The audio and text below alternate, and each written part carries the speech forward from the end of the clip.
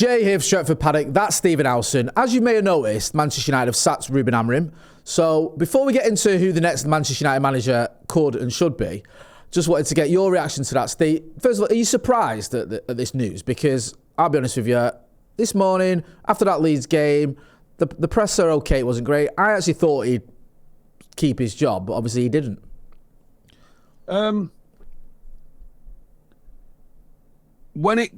I got a text off Ben saying he's gone, and I had a bit of shock that it happened at the time that it happened, but with all that's been said and done, no, I wasn't. I'm not like, oh my God, where's this come from? Yeah, it was kind of one of them where you go, all right. Yeah, I get your point, because we knew that things weren't great. What do you reckon of this? Do you reckon this is a manager that had enough when he was making those comments? Do you reckon the board just looked at it and thought this working? Was it a bit of both? What do you think led to this ultimately just breaking down? Well, I think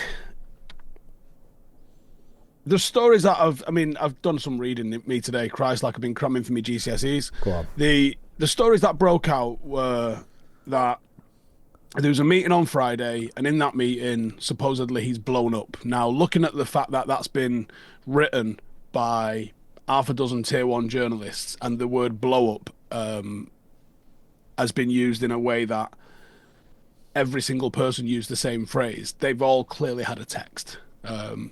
They've all clearly been informed by somebody at the club about what actually happened in this meeting.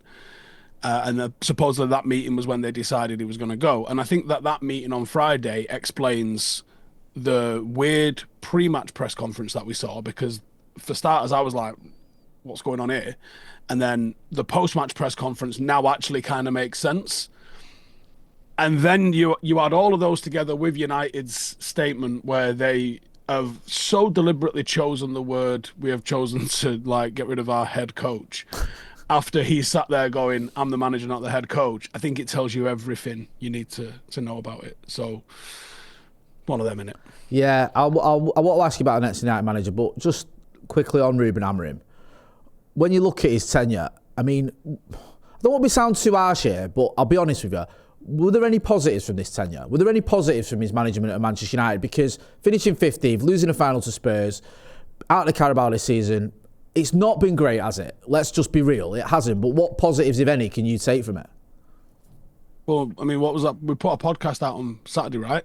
Yeah. Where I think me and Maka got pelters by the comments, because we were like, I'm not seeing the positives, and I wasn't. Yeah. You know, I don't have any agenda except wanting United to do well, and I ain't that good an actor, Jay, where I could come on and blag my way through anything. I just say what I feel. And what I was feeling, we recorded that Friday for those not aware, what I was feeling on Friday before we put that out on Saturday was, this doesn't feel like it's going in the right direction. Did I see that he could turn it round? Maybe. Because I do think he needed signings, and I do think some of the stuff that he required took time. But I was increasingly disappointed with the lack of risk that I saw from him in games. I was increasingly getting frustrated, and I kind of think that this is one of the things that he was worded up about on Friday in the meeting, was we go to a back four, it works, and then you're changing it back to a back five. The Bournemouth game especially. We've just absolutely smacked him about in the first half. Why would you change that at half time? Not even going from game to game. Yeah. And Amorim didn't seemingly want to persist with that. He wanted to continue with his 3-4-3. And on one hand, managers have to be stubborn. They have to be deluded into thinking that they know better than any other person on earth. That's why they're a manager. They have to believe to a level of delusion in whatever they're doing. Otherwise, how do you get the players to buy in? You can't have a manager that... What was that Fast Show sketch where the guy in the pub just agrees with anything that anyone says to him? Every debate you're having, and it's like, best England goalkeeper. Going to Banks, yeah, definitely Banks. What about Shilton? Oh, yeah, Shilton. Yeah, just that kind of thing. Yeah, that guy. Yeah. So I think if you had a manager that every single time a new formation came out, he played it, you can't go with that. You have to see, there has to be stubbornness. Stubbornness of a manager, for me, isn't a bad thing. No. But there also has to be a level of adaptation. And fundamentally, what you've got to do is find a way to win. Now, yes, you want to be able to play with your own philosophy, but you have to be able to find a way to win above all. And there were so many times where it felt like we were trying to play a certain way rather than trying to find a way to win. And that, I think, pissed off a lot of people towards the end. Was there positives? I thought he had the personality to be a Manchester United manager. Yeah. I thought he wasn't overawed by the size of the job. I thought, if you think back to like the Ralph Rangnick era, about how dire that was in terms of like the effort from the players, I don't think you could have accused. Like I saw Sky Sports was interviewing people on Market Street. And I don't know if they'd been on the Spice or not, but some of the answers that they were getting was outrageous. People were like, "Oh, the players have down tools." You're like, no, they've not. No, did you not just watch that Leeds game? No, they've not. Definitely. I was at the game yesterday, and it's one of the things I said coming out of there at Ellen Road was, the players are still fighting. They're still at least trying. And that, to me, is when you go, this isn't going to work when the players down tools or where their heads drop. Yeah. And they were still trying. It's just obviously this system became a big talking point because it was a talking point, because it was important, it mattered, and because of the fact that it just wasn't quite working. And yes, we're sixth, and you could argue that's actually in and around where we should be. But we've had so many poor results recently that it's difficult to truly defend Ruben Amorim at times, because you're looking at it going, can you defend a draw against Wolves or a loss to Everton or a loss? Do you know what? In isolation, you can. Yeah. Because no one's perfect. No, there's no team that's won 38 out of 38, right? No one's ever gone through a season perfect. You always lose points. You always drop games, and you can drop games in isolation. But when you go, we've won 3 and 11. It's not enough. No, especially those fixtures. Not been for the last 11 games. No. You haven't had these injuries for the last 11 games. And then when you extrapolate that across 63 games and we've won 25, it's not enough. No, it's just not enough. No, I said to you the other day on that podcast you referenced, I said, I just want to enjoy it a bit more. I want to be entertained a little bit more. I want to have a little bit more belief, and it's just becoming a bit of a slog. And ironically, there was times yesterday where it wasn't that bad against Leeds. It was actually all right. But overall, it's not been great. It's been a pretty tough time as a Manchester United fan over the last sort of 12, 13 months, whatever it is. And I just hope things improve. If things are going to improve, then obviously we need a new manager. Darren Fletcher's in as interim, whatever you want to call it. We've got some... Is he the interim though? We don't know. We've just spoken to Jamie Jackson. He was saying it's almost like they're going to play it by ear a little bit, where he's not hearing anything. That's a good plan. Yeah, where it could be a case of he's the interim, and if he carries on winning, he'll carry on being the interim until the end of the season. But if he doesn't, then they'll bring someone else in. And I'm paraphrasing Jamie here, but that's kind of what he said. Then? I know, mate, this club never disappoints. You know that better than anyone. It's not like us to have an absolute cohesive plan. Every time we look like we've got a plan, like we'll get Ralph Rangnick in and then he's going to go upstairs. It just goes out the window. Or we'll get Ali in and he'll be caretaker, and then when he starts losing matches, then we'll make him permanent manager. That'll work. Even though you could argue Ollie was actually one of the better managers at Manchester United. I think Ollie was the best manager in terms of the brand of football and these league position finishes. If that's what you want to measure people on, Ollie was the best factual. Third and second isn't anything we'd sniff at a minute, is it? Let's be real. So we've got some odds here from Betfred on the next Manchester United manager. Darren Fletcher's 13-8, mainly because he's going to be the Manchester United manager for at least the next game. So he's obviously... Yeah, if you're playing musical chairs, the music's currently stopped and he's sat on it. Exactly, so that makes sense. Maresca 2-1, Glasner 6-4, Southgate 5-1, Carrick 8-1. I'm going to scroll down. You get to Marco Silva 20-1, Unai Emery 20-1. Keep going. Mourinho 33-1, Nagelsmann 33-1. I'll keep going. Postecoglou 50-1, Gerrard 66-1, Gary Neville 100-1. Then at the bottom here, at 200-1, some bloke called Stephen Howson. So here we are. I'm actually sat with someone who's linked with the United job at 200-1. I mean, linked might be a little bit of a...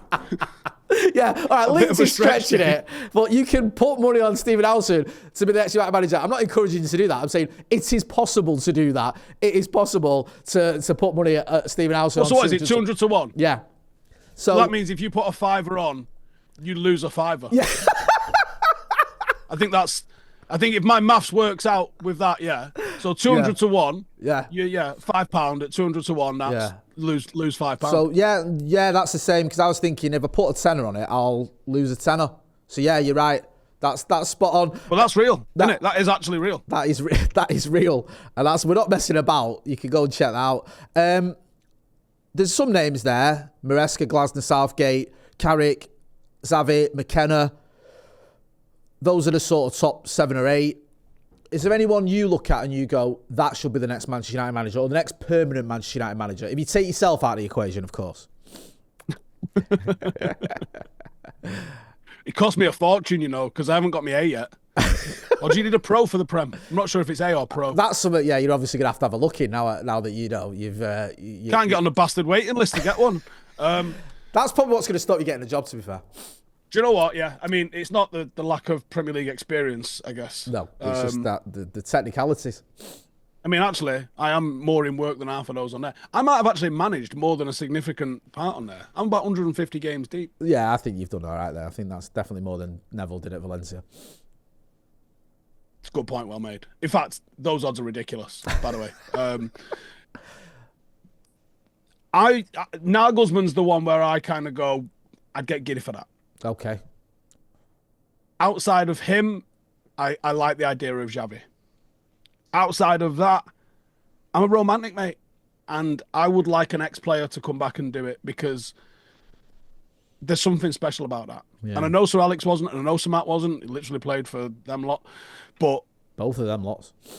Yeah, both of them lots. But I just think football is inherently, doesn't make sense. It's romantic.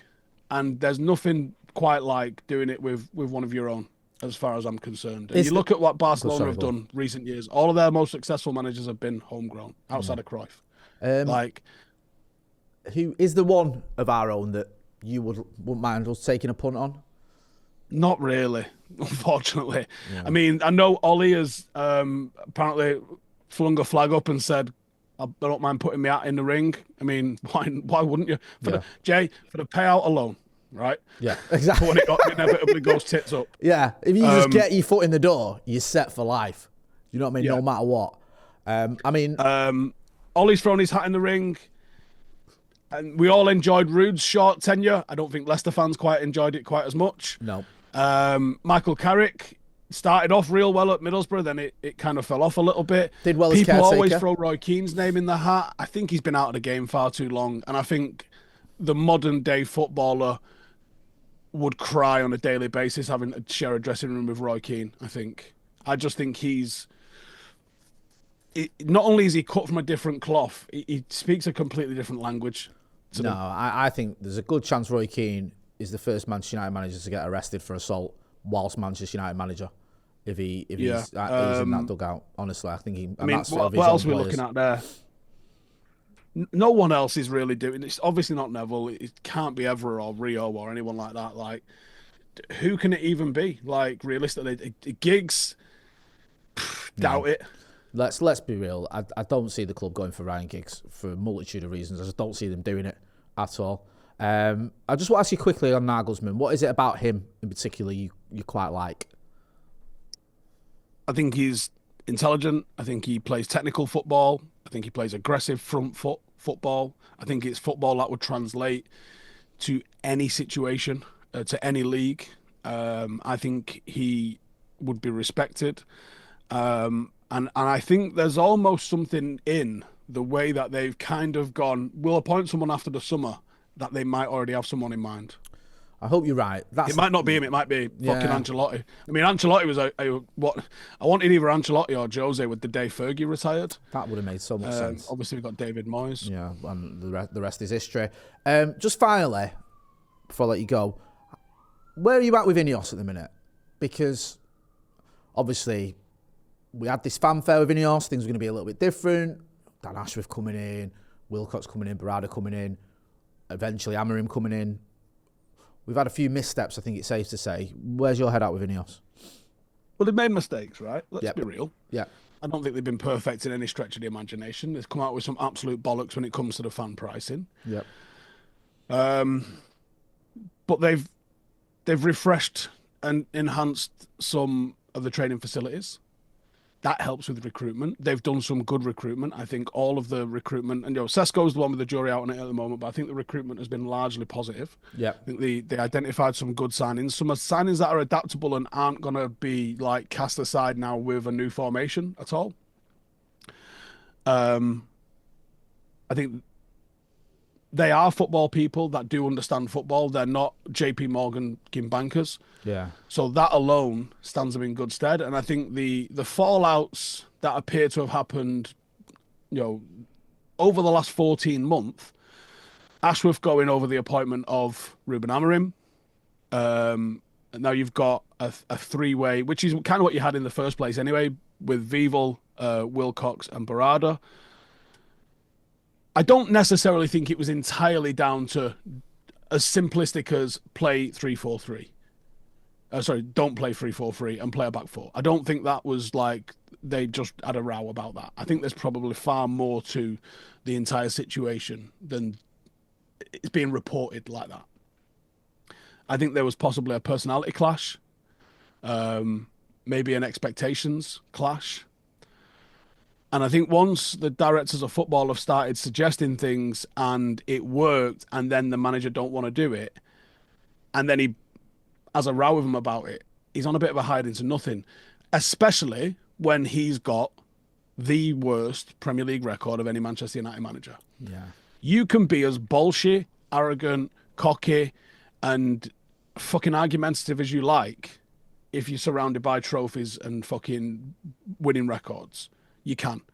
But when the manager's out here criticising your youngsters, devaluing whether it's whether he leaked it or somebody else leaked it or whatever, the things that happened with both Rashford, with Garnacho, with Mainu, with Amas, with Chido, like when you start piling all of those things up, people want to blame INEOS. People want to draw comparisons to INEOS and to the Glazers.